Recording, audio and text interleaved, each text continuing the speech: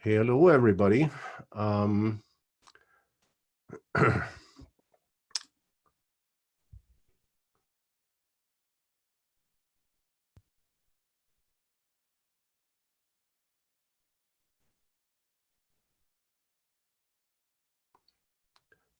Hello, everybody. I'm waiting for a few more people to show up. Then after that, I'm going to start this webinar.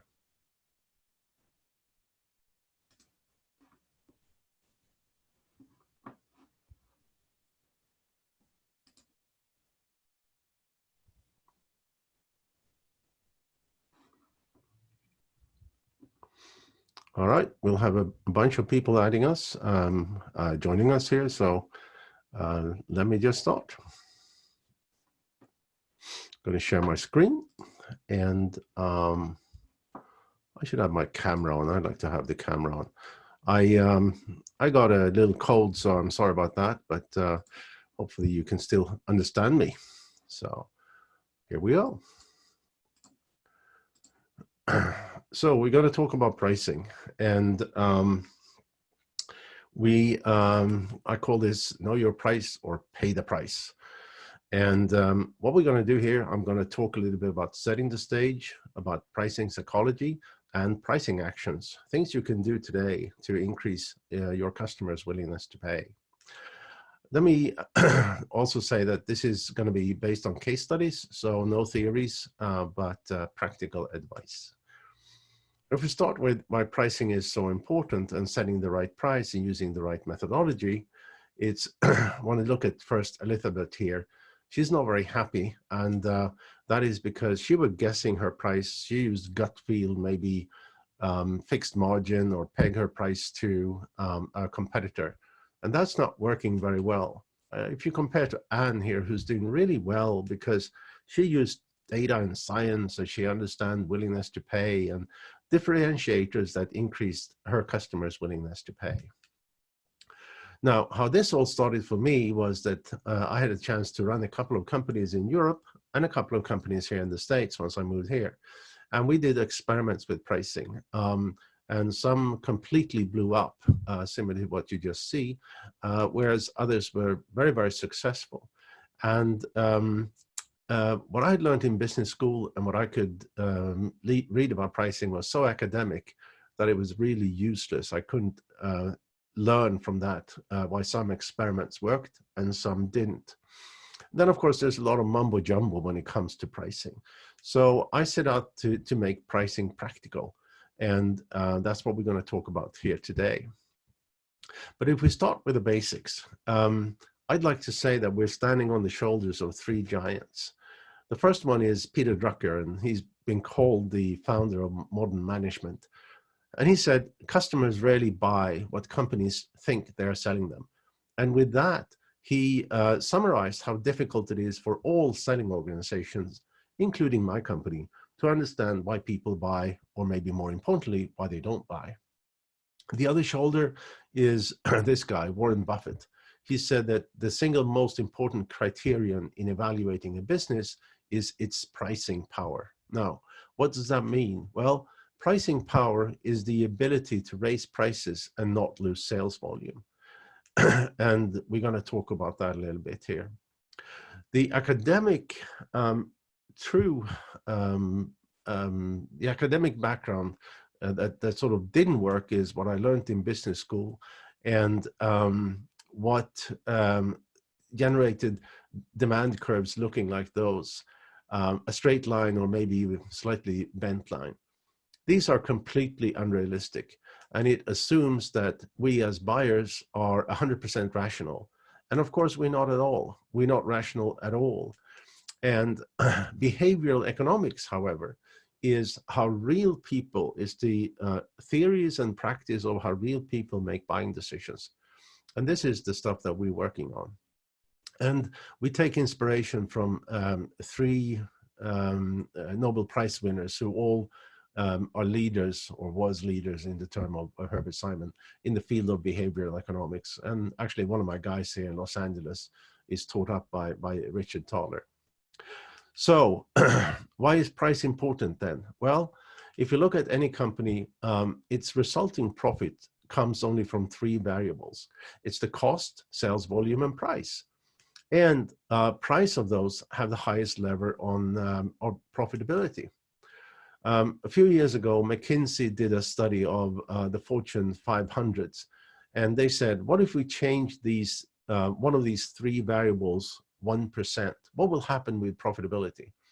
And what they found was that if you increase sales for the average company with 1%, your profit goes up 3.5%. That is, of course, because both the cost of goods sold and revenue goes up.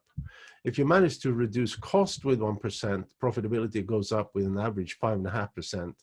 But if you manage to increase price 1% or decrease discounting with 1%, lo and behold, profit goes up with 11.3% for the average company.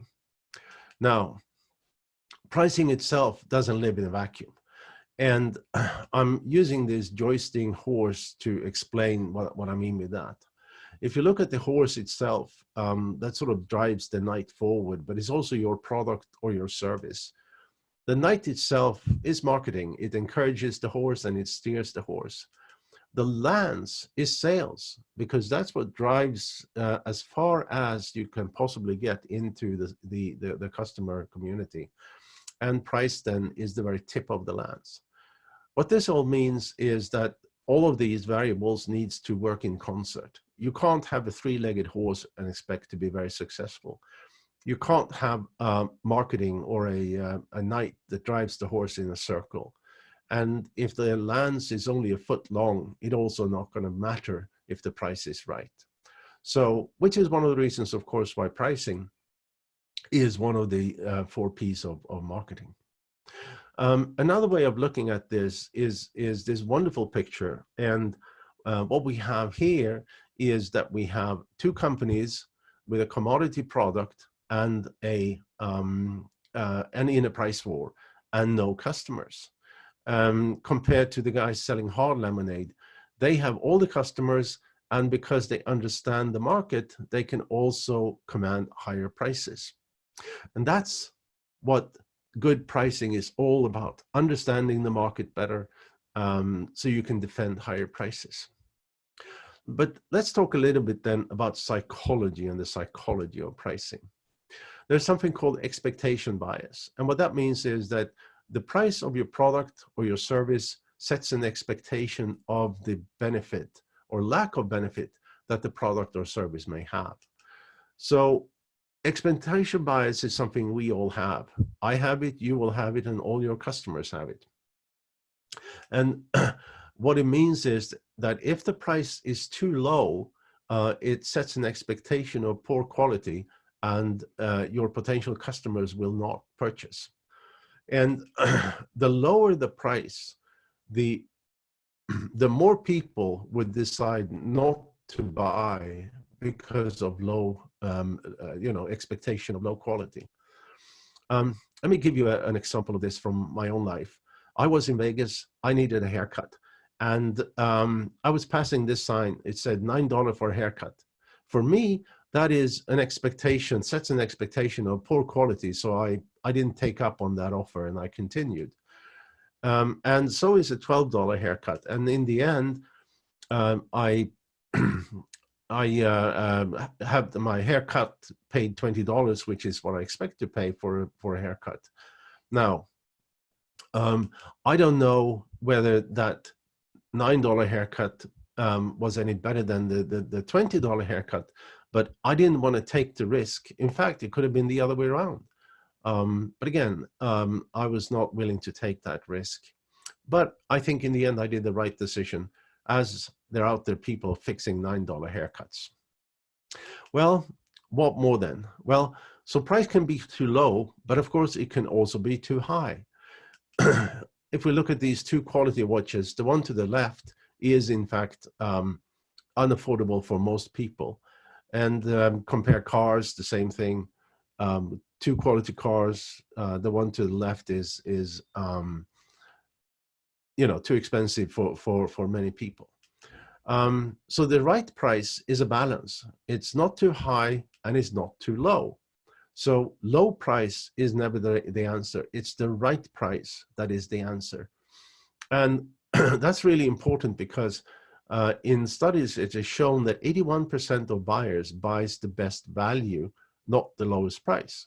And value, of course, comes from the product, how you message the product, and so forth. And of course, also its price. Now, key to understand this is to measure willingness to pay.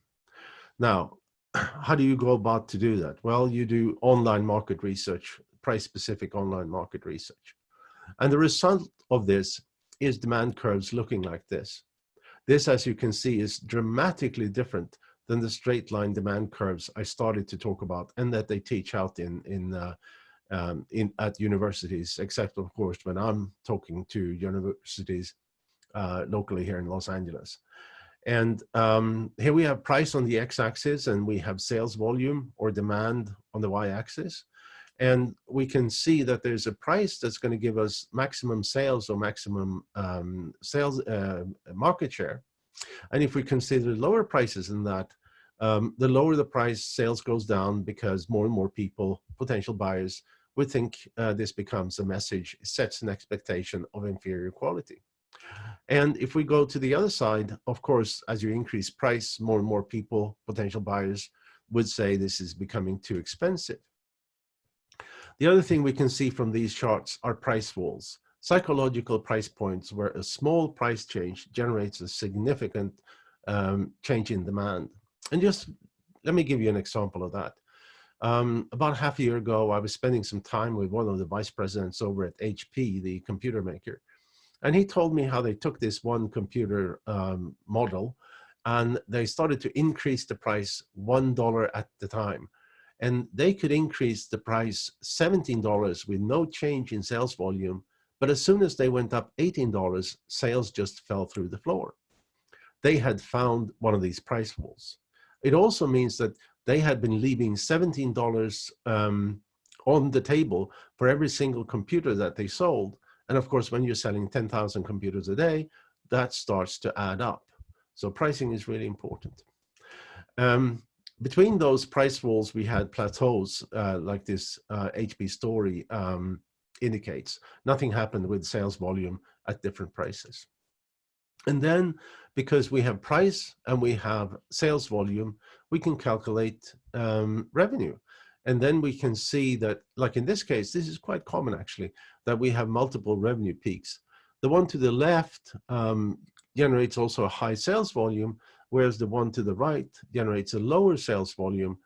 And with lower sales volume and the same revenue, it obviously then leads to higher profits because cost of goods sold is lower.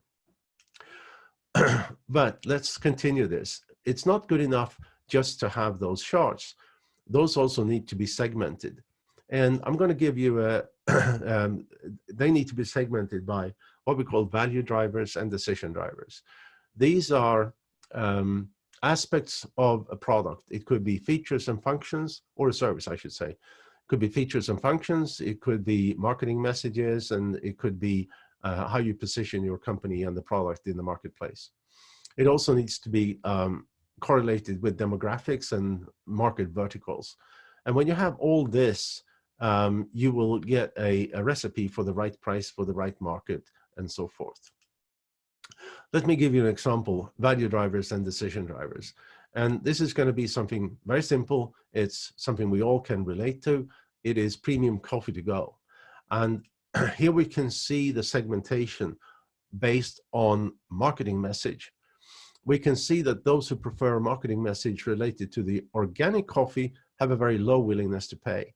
We can see that those who prefer a message on quality have a much higher willingness to pay, but also those who prefer a marketing message on related to that the coffee actually tastes better to buy than to make it yourself or myself, have the highest willingness to pay. This is really important because, I mean, you all know the old story that I know that half my marketing spend is wasted. I just don't know which half. Well, this chart will tell you which half is wasted. So with segmented willingness to pay curves, demand curves, you will know what marketing messages drives the highest willingness to pay, and use accordingly. So if this was a test of marketing, obviously you now know what marketing messages to use. Now, another thing which is really important, and that is to have a relevant value proposition. And again, I'm using a restaurant because this is something that we can all relate to, but obviously it works the same for any other product, whether it's B2B or B2C, whether it's a product or a service. So imagine you want to go to this restaurant and you really want that steak, but you think you can't really afford it, and therefore you're looking at the hamburgers instead. Well, there is a reason for that, and that is that it's a steak and a hamburger. The steak doesn't have a particular value proposition, but if we add a value proposition, then everything changes, and suddenly you can afford that steak. And let's look at how this looks on the demand curves. Here we have the demand curve for this steak, and you can see that the price currently at $24 is what it is. Obviously, you would sell much more at $5 or $7, but that's, if your restaurant is not a profitable price for a steak. So if we compare then the steak with the unique value proposition at $24, you will actually see a doubling of sales volume. And then that's obviously very significant. But you may say, this is just common sense to have a value proposition, especially when you want to sell an expensive steak. So I went online and I picked up some menus, and here they are. They are expensive steaks without value proposition. The one to the right, you have a steak the size of half a cow for $44, and no value proposition. It's crazy, isn't it? They have value propositions for everything else on the menu, but not the steaks. How about that? Mistakes a lot of people do, in not only in restaurants, but in many other industries as well. So if we then look at the same thing, demographics and market verticals, I want to show you an example from a dash cam. This is something that we did several years ago when dash cams were pretty new on the market. And well, this is my perception of what a typical buyer of a dash cam would be, a real nerd. And the measurement of willingness to pay, however, says that females actually generate higher sales volume at all prices and higher revenues at all prices, about 30% higher revenues. Now, if you're selling dash cams, what does that mean? Well, it means that your marketing is completely different. You're going to market this product in channels that are most likely to be attracted by females, and not in channels that are most likely to be to attract men. So my perception that this would be a typical customer for dashcam was completely wrong, and in fact this is your typical customer for a dashcam. So with this information, you can direct sales to the customers with the highest willingness to buy. Continue here, another example, bike accessories. Here you can see that those with electric bikes have a very low willingness to pay, whereas those with commuter bikes have a much higher willingness to pay. And this again gives you a plan for sales success. So you can direct salespeople to the people, to the potential audience that has the highest willingness to pay. But let's talk about some other practical things, how you can increase your customers' willingness to pay with pricing actions. The first thing that everybody should do is to segment your customers based on their what features and functions they are most likely to like, and then have product or service versions to these specific segments. But of course, these segments cannot be too small. I love this little comic strip. Here we have a segment that is so small that it's actually only one person, and that is probably a little too little for most companies. But who do I know? What do I know? I think the value proposition of being able to get in a time machine and you know, get 1 hour in the future in only 60 minutes is that's compelling. Anyway, something else you can do, product categorization. Product or services, of course. You can categorize these A, B, C. A could be unique products, C could be commodity products, and B products somewhere in between. Then you have pricing strategies that are different for these different products. Whereas those A products, because they are unique, you should increase prices and you should stop discounting because your customers may not have alternatives. For C products, it then becomes all about reducing costs. And for B products, those are sort of in between. The question is, can you make them unique? This is something that is very simple to do. You can do it today, and please do. Then we have something called price imaging or price anchoring. And what this means is that, let's say that you've been in the Prada store browsing $4,000 handbags, then that $600 wallet at the checkout sounds like a bargain. And this is because we as humans compare numbers. Every time we see two numbers, we compare them. And if these numbers happen to be prices, it makes that $600, the lower cost item, appear more and more affordable, or more affordable than it would have been without that anchoring at higher price. The most brilliant way or use of price imaging I have seen is Apple, when they came out with the Apple Watch. So they launched a $349 product and a $17,000 product.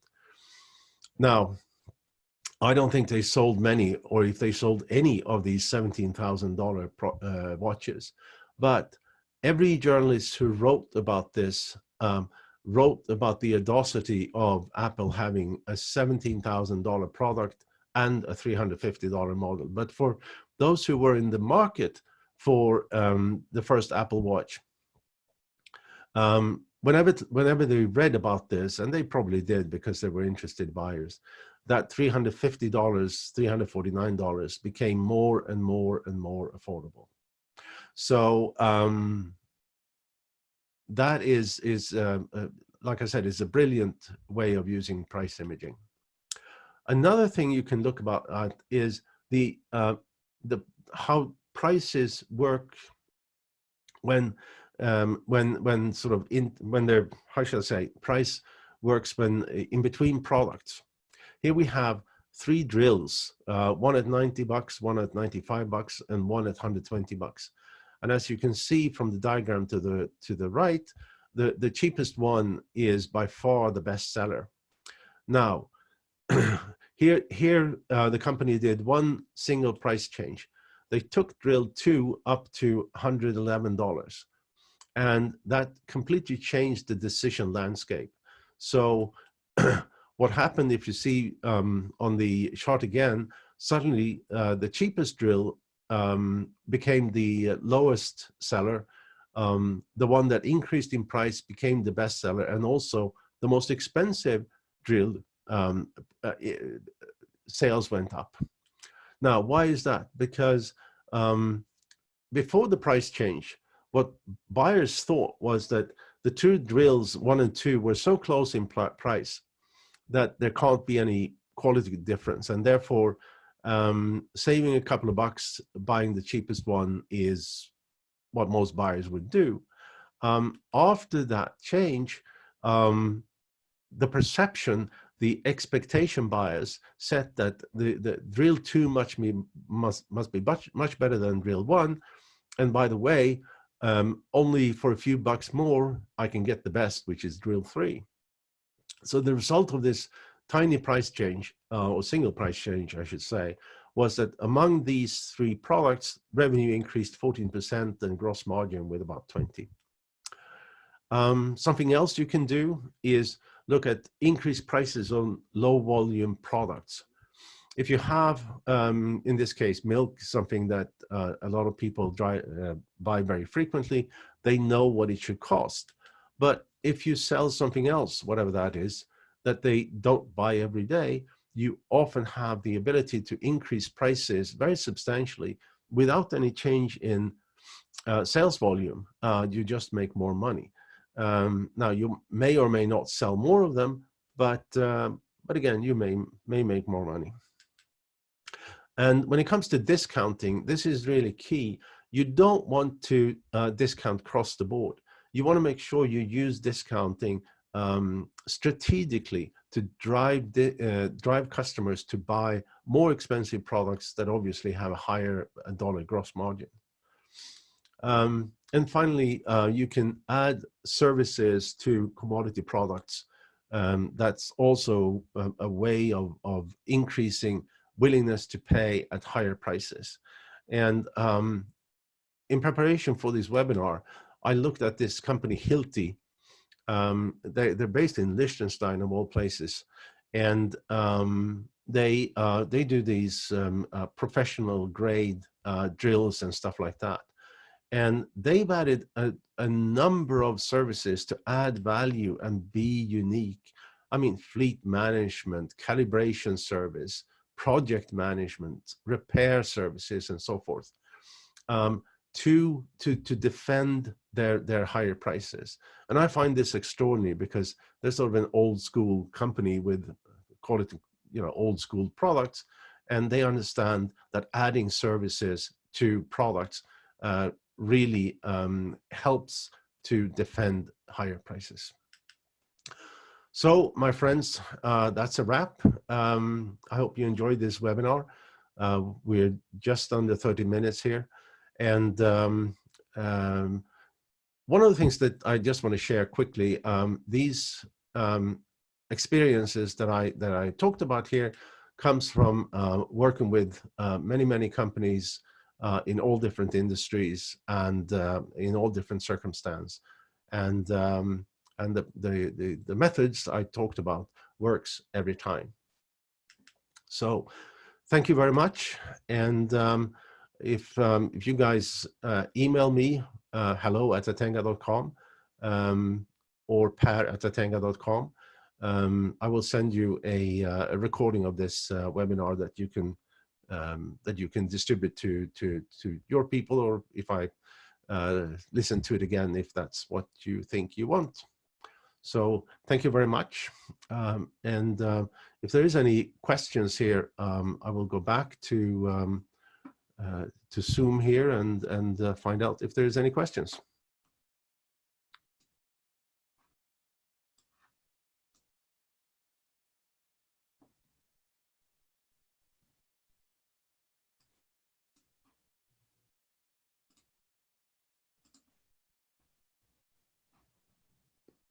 Okay, I don't hear any questions, so I hope you enjoyed this this webinar, and I wish you good luck with your pricing quests. Thank you very much.